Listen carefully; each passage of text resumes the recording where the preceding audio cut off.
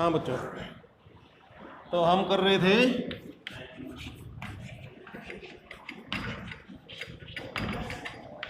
Type conversion.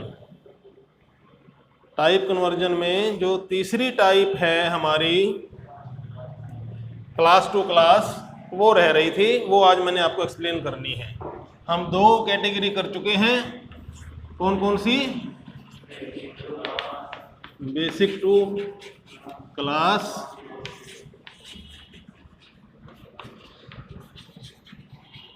Class to basic, और आज हम करेंगे क्लास 1 टू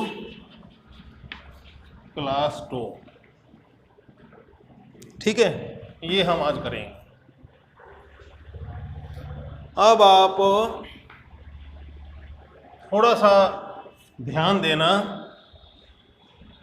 ये जो बेसिक टू क्लास हमने की थी, बेसिक टू क्लास में कौन सा मेंबर फंक्शन यूज हुआ था? हाँ जी, इसको पॉज कर दो।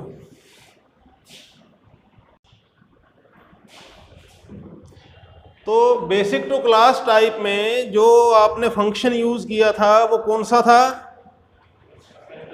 कंस्ट्रक्टर फंक्शन था।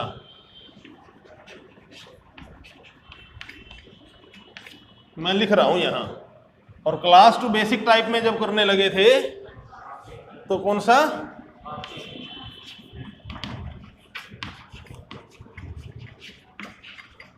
कास्टिंग ऑपरेटर यूज किया था। अब मैं आपको एक और टर्म बता रहा हूं, ये है सोर्स टाइप और ये है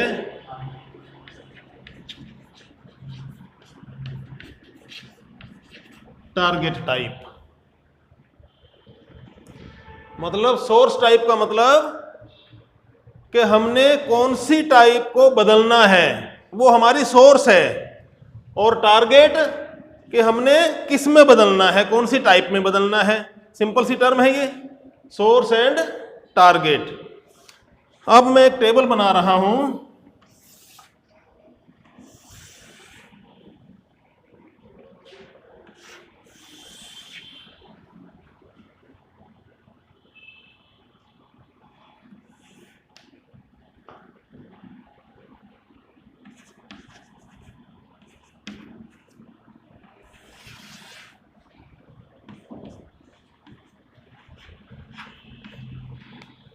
सोर्स डाउनवर्ड है, टारगेट इधर है।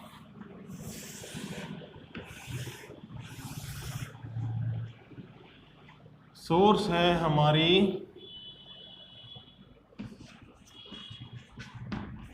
बेसिक और टारगेट है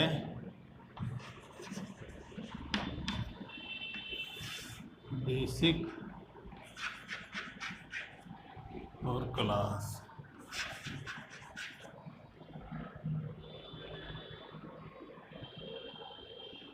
बेसिक टू बेसिक में कन्वर्ट करना है तो हमारा कोई रोल नहीं है, हम कुछ नहीं कर सकते।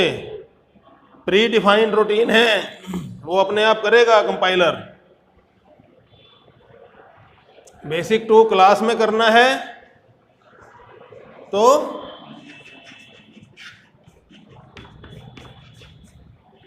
कंस्ट्रक्टर,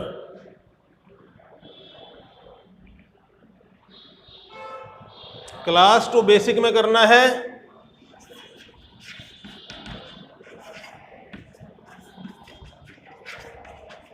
कास्टिंग ऑपरेटर, और क्लास टू क्लास में करना है,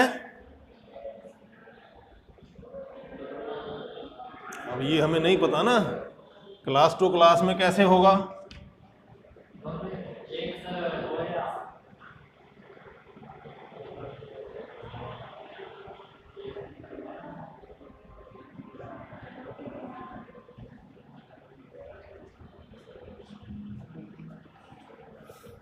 चलो ये हम निकालेंगे क्लास टू क्लास में कैसे करेंगे।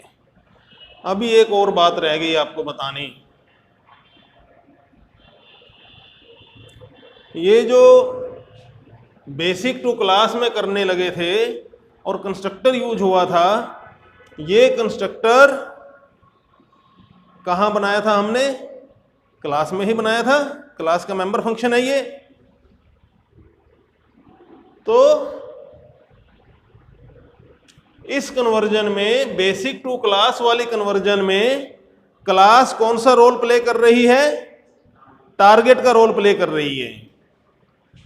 बेसिक टू क्लास में क्लास टारगेट टाइप है, मतलब टारगेट टाइप में मैंने कंस्ट्रक्टर यूज किया। कंस्ट्रक्टर कहाँ लगा? टारगेट टाइप में। और क्लास टू बेसिक में जब मैंने करने लगा तो क्लास मेरी सोर्स टाइप है और बेसिक टाइप टारगेट टाइप है। और कास्टिंग ऑपरेटर मैंने लगाया, तो कास्टिंग ऑपरेटर कहाँ लगाया? क्लास में, क्योंकि मेंबर फंक्शन है कास्टिंग ऑपरेटर।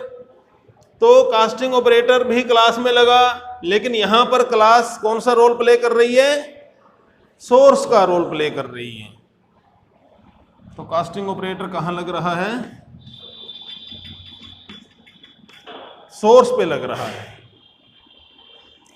अब आप इस फिनोमिना को देखो कि हम जब कन्वर्जन करने लगेंगे, टाइप कन्वर्जन, अपनी क्लासेस से अलग जाएंगे या क्लास में आएंगे टाइप में, तो हम दो चीज़ बना सकते हैं। या तो हम कंस्ट्रक्टर बना सकते हैं और या कास्टिंग ऑपरेटर बना सकते हैं। हमने ये देखना है कि वो जिस क्लास में हम बना रहे हैं वो क्लास कौन सा रोल प्ले कर रही है। अगर तो वो क्लास टारगेट का रोल प्ले कर रही है तो वहां पर हम कंस्ट्रक्टर बनाएंगे। अगर वो क्लास सोर्स का रोल प्ले कर रही है तो फिर हम कास्टिंग ऑपरेटर लिखेंगे। दो चीजें क्लियर हो गई। अब यहां क्या सीन है क्लास टू क्लास में कि दोनों ही मेरी क्लास टाइप हैं।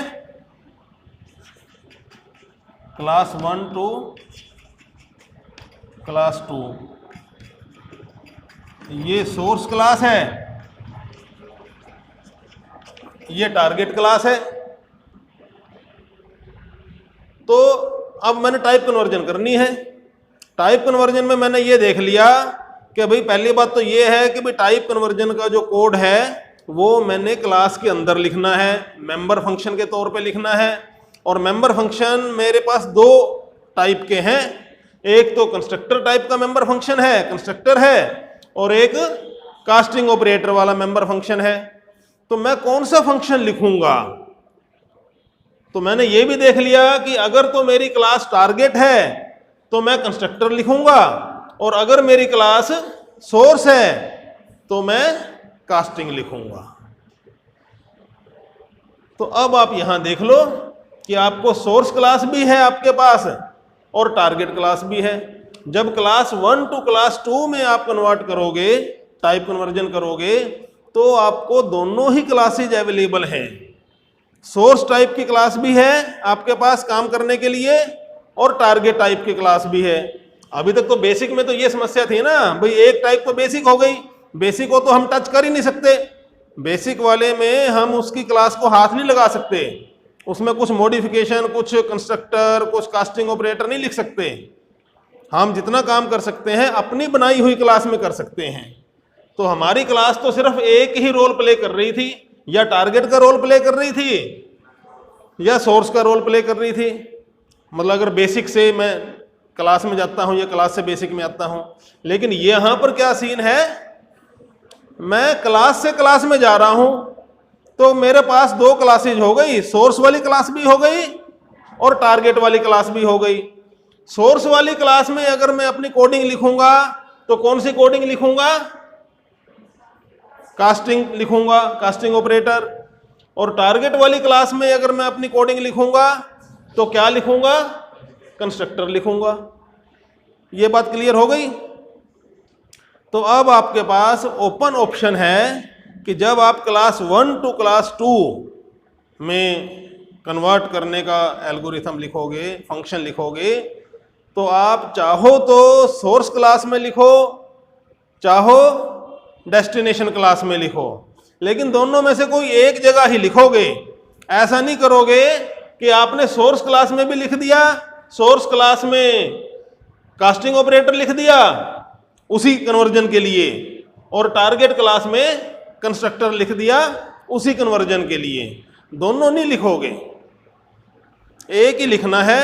चाहे सोर्स में लिख दो, चाहे टारगेट में लिख दो, चाहे कास्टिंग लिख दो, चाहे कंस्ट्रक्टर लिख दो। क्लियर हो गया? तो मैं अब यहां सोर्स में लिख रहा हूं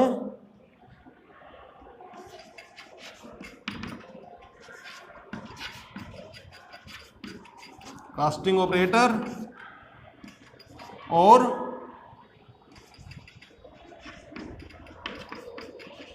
constructor function. Class 1 to class 2 में अगर आप टाइप कन्वर्जन का कोड लिखना चाहते हो तो चाहे तो आप कास्टिंग ऑपरेटर लिख सकते हो और चाहे कंस्ट्रक्टर फंक्शन लिख सकते हो। ठीक है, ये मॉडल क्लियर हो गया?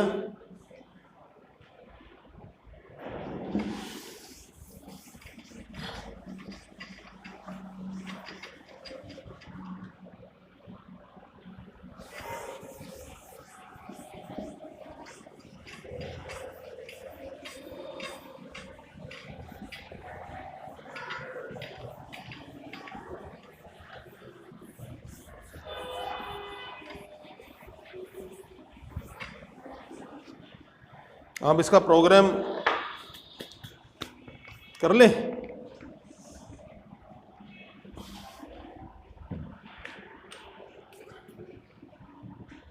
Class 1 to class 2 time class ले लेते हैं दोनों।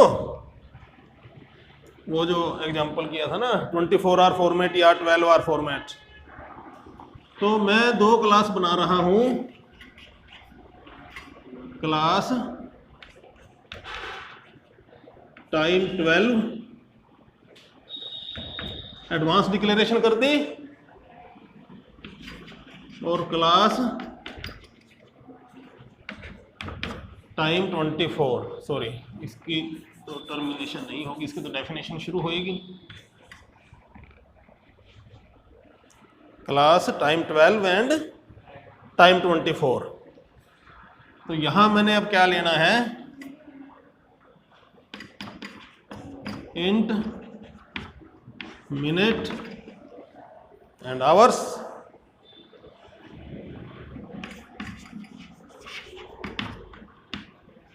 पब्लिक में जो बाकी के आप फंक्शन लिखोगे, different constructor, different value set करने का, शो करने का, वो लिखते रहना। आपने सिर्फ कन्वर्जन वाला हिसाब किताब देखना है। तो अब मैं चाहता क्या हूं, मैं चाहता हूं टाइम 12 टू टाइम 24। उल्टा भी चाह सकता हूं, दोनों ही चाह सकता हूं। 12 टू 24 भी करना चाहता हूं और 24 टू 12 भी कर सकता हूं। अभी एक आप कर लेते हैं, तो 12 टू 24 कर लेते हैं आप। ठीक है, तो अब ये क्या है, सोर्स है और ये टारगेट है। सोर्स में अगर मैं लिखूंगा तो कास्टिंग ऑपरेटर लिखा जाएगा। ध्यान रखना, ये दिमाग में बिठा लेना कि सोर्स में कास्टिंग होएगी और टारगेट में कंस्ट्रक्टर होएगा। तो अब आप देखो कि मैं कौन सा लिख रहा हूं, टाइम 24 लिख रहा हूं।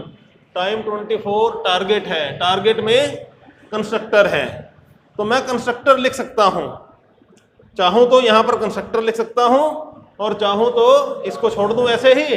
टाइम 12 की जब डेफिनेशन लिखूंगा तो वहां पे कास्टिंग लिख सकता हूं। चलो आप कंस्ट्रक्टर लिखते हैं, क्योंकि अब ये शुरू हो चुका है। तो कंस्ट्रक्टर लिखना है जी। कंस्ट्रक्टर कैसे लिखते हैं? कंस्ट्रक्टर की रिटर्न टाइप कुछ नहीं लिखनी होती, सीधा क्लास का नाम लिखेंगे, फंक्शन का नाम। क्लास का नाम क्या है? टाइम 24। टाइम 24 और इनपुट। इनपुट क्या लेना है इसने? इनपुट तो टाइम 12 टाइप की कोई ऑब्जेक्ट लेगा, क्योंकि सोर्स ऑब्जेक्ट सोर्स वही है टाइम 12। तो टाइम 12 टाइप की एक ऑब्जेक्ट इसको इनपुट के तौर पे मिल जाएगी। तो यहां पे टाइम 12 है बेटा, ठीक है। मैं यहीं पे इसकी डेफिनेशन लिख लेता हूं, बाहर भी लिख सकता था डेफिनेशन, इसकी क्लास की बाउंड्री पूरी होने के बाद मैं यही लिख रहा हूं। टाइम 12 ये हेडर हो जाएगा। प्रोटोटाइप भी, प्रोटोटाइप वाली स्टेटमेंट भी ये काम करेगी, और डेफिनेशन शुरू हो गई तो हेडर वाला काम भी करेगी। मुझे यहाँ पर इसका एक वेरिएबल मतलब नाम देना होगा। टाइम 12 को मैंने नाम दे दिया T12। नहीं, एम्परसेंड की जरूरत नहीं है, वो मैंने बता दिया था, वो समझा दिया था। कंस्ट्रक्टर, कंस्ट्रक्टर का है ना, कंस्ट्रक्टर में सिर्फ जो कॉपी कंस्ट्रक्टर है जिसमें वो इसी टाइप की ऑब्जेक्ट लेगा, टाइम 24 टाइप की ही अगर ऑब्जेक्ट लेगा तो वो एम्परसेंड से मतलब कि रेफरेंस टाइप के वेरिएबल उसमें हमें यूज करना पड़ेगा। अदरवाइज ये दूसरे टाइप की ऑब्जेक्ट ले रहा है तो वो आप डायरेक्ट दे सकते हो, सिंपल दे सकते हो। तो मैंने टाइम 12 टाइप की ऑब्जेक्ट ले ली, उसका नाम T12 रख दिया। अब मैं इसकी डेफिनेशन शुरू करता हूं। मैं अंदर क्या चाहता हूं, एक बार मुझे ये भी बनाना पड़ेगा ना, टाइम 12 भी तो बनानी पड़ेगी एक बार क्लास, यहां बना देता हूं। इसके बाद ये वाली क्लास जब खत्म हो जाएगी टाइम 24 वाली, ये मान लो यहां खत्म हो गई, उसके बाद टाइम 12 क्लास शुरू कर रहा हूं मैं। क्लास टाइम 12, टाइम 12 क्लास में क्या है? इंट m और h ही है, और इसके पब्लिक सेक्शन में बहुत कुछ लिखा हुआ है, मैं नहीं लिख रहा वो, लेकिन मेन हमने डाटा देखना है। डाटा मेंबर क्या होंगे? टाइम 12 के भी 2 ही होंगे, मिनट और आवर्स, और टाइम 24 के भी 2 ही मेंबर हैं, मिनट एंड आवर। फर्क सिर्फ इतना है कि इसमें h की वैल्यू 24 तक जा सकती है, मतलब 23 तक, 0 से लेकर 23 तक, और इसमें h की वैल्यू 12 तक जा सकती है, 0 से 12 तक, या 0 से 24 तक भी जा सकती है। 24 लिखा जाता है क्या, या 24 की जगह 000 हो जाता है, वो चलो वो बाद की बात है। तो लेकिन मेरा मतलब है कि यहाँ पर डाटा मेंबर m और h हैं, यहाँ पर भी सेम m और h हैं। तो अब ये T12 हमने ऑब्जेक्ट इसको पास ऑन कर दी। अब T12 में m भी पास हो गया और h भी पास हो गया। तो अब मैंने क्या करना है जी, टाइम 24 में इसको बनाना था, तो मैं टाइम 24 की एक ऑब्जेक्ट यहाँ पर क्रिएट कर लेता हूँ। तो टाइम 24 की T24 ऑब्जेक्ट मैंने यहाँ पर फंक्शन के अंदर टेम्परेरी क्रिएट कर दी। अब T24 का m का तो कोई इशू नहीं है, m तो भाई जितने मिनट उसके हैं वो same he minute pass on हो जाएंगे, कोई दिक्कत नहीं है।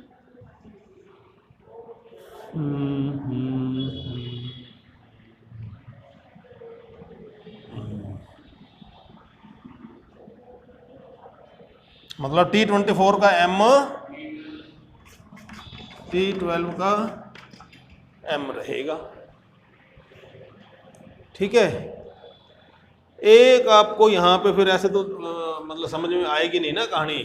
T24 में, टाइम 24 में तो मिनट और आवर्स रहे, टाइम 12 में आप एक चीज और लेनी चाहिए आपको, मॉर्निंग इवनिंग, है ना। मतलब कि क्यों, जब अगर 12 आवर का सिस्टम है तो वो मॉर्निंग के हैं या इवनिंग के हैं, मतलब एएम या पीएम। 12 आवर वाले सिस्टम में तो एएम पीएम चलता है ना, तो एएम या पीएम भी आपको यहाँ पर रखना चाहिए। तो मैं एक और ले लेता हूँ, हैं, हाँ करेक्टर टाइप का लेना पड़ेगा।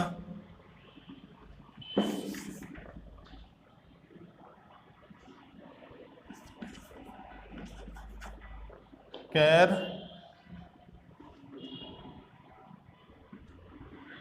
इसको क्या लिखूं मैं,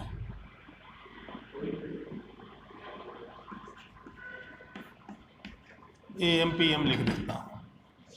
कैर एएम पीएम वेरिएबल का नाम है, ये कंफ्यूज नहीं होना। एएम पीएम तो वेरिएबल का नाम है और ये एक कैरेक्टर स्टोर कर सकता है। कैर टाइप का है ना, कैर टाइप का वेरिएबल एक कैरेक्टर स्टोर कर सकता है। बस हमने एक ही कैरेक्टर स्टोर करवाना है, हम ए या पी स्टोर करवा देंगे, ठीक है ना। तो अब यहाँ देखो, मिनट वाले में तो कोई इशू नहीं है, मिनट तो सिंपली पास ऑन हो जाएंगे। आवर्स वाले में मामला क्या रहेगा कि मैं करना क्या था, 12 को 24 में बदलना था ना, 12 को 24 में बदलना है। तो मैं यहाँ पर क्या करूँगा कि इफ स्टेटमेंट मुझे लगानी पड़ेगी। इफ टाइम 12 है ना, T12, if T12 dot AM PM is equal to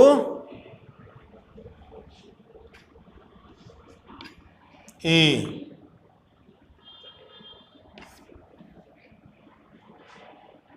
अगर मॉर्निंग वाला है, ये जो आवर्स हैं ये मान लो 10 बजे दिखा रहा है, 10 दिखा रहा है वैल्यू, और मॉर्निंग के 10 ए दिखा रहा है, भाई सुबह के 10 बजे हैं, तो 24 आवर वाले सिस्टम में भी सेम ही रहेगा। तो अगर ए है तो मेरा T24 डॉट एच क्या हो जाएगा, T12 डॉट एच, सेम वही टाइम हो जाएगा। और एल्स में T24 dot H is equal to T12 dot H plus 12, नहीं तो उसमें 12 ऐड हो जाएंगे। मैं मान लो दोपहर के 2 बजे हैं, PM 2 PM है, तो H की वैल्यू तो 2 होगी उसकी, लेकिन AM PM की वैल्यू P होगी। तो 24 वाले सिस्टम में 12 प्लस 2 14 होना चाहिए, तो वो मैंने 12 इसमें जोड़ दिए। तो ये मेरा कंस्ट्रक्टर, बस इतना ही काम करना है इसने। ये कंस्ट्रक्टर मेरा पूरा हो गया। इसमें मिनट्स की भी वैल्यू सेट हो गई T24 की, और आवर्स की वैल्यू भी सेट हो गई। 2 ही थे इसके T24 के, मिनट और आवर्स। AM PM तो है ही नहीं इसमें, ठीक है। तो अगर आप कंस्ट्रक्टर बना रहे हो, कंस्ट्रक्टर टारगेट में बनेगा, तो ये मैंने कंस्ट्रक्टर बना दिया। आप कहते हो जी मैं टारगेट वाली क्लास में नहीं कुछ करता, मैं तो सोर्स वाली क्लास में करूंगा, तो सोर्स वाली क्लास में कर लो भाई। सोर्स वाली क्लास में क्या बनाना पड़ेगा आपको, कास्टिंग ऑपरेटर बनाना पड़ेगा। कास्टिंग ऑपरेटर बना लो, दिखाऊं क्या यहां बना के। ये है ना हमारी सोर्स क्लास, सोर्स में कास्टिंग, तो इसमें कास्टिंग देख लेते हैं। इसी क्लास की डेफिनेशन चल रही है। ये